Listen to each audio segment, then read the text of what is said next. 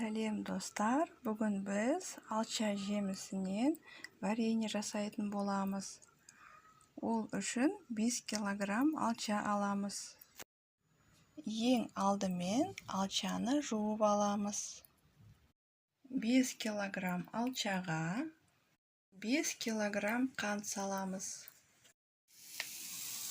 Қантымызды себеміз. Қалған қантымызды себеміз. Және де алчаны 5-6 сағатқа демалуға қоямыз. Енді алчаны араластырамыз. Алчаны отқа қойдық. Енді қайнатамыз. Алча қайнап жатыр.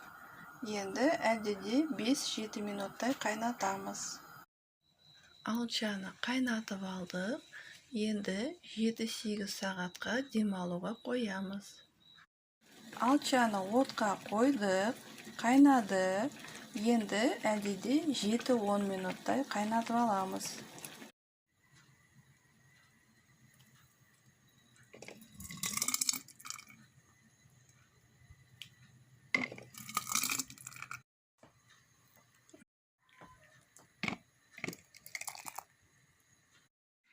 Алчадан дайындаған вареньеміз дайын болды.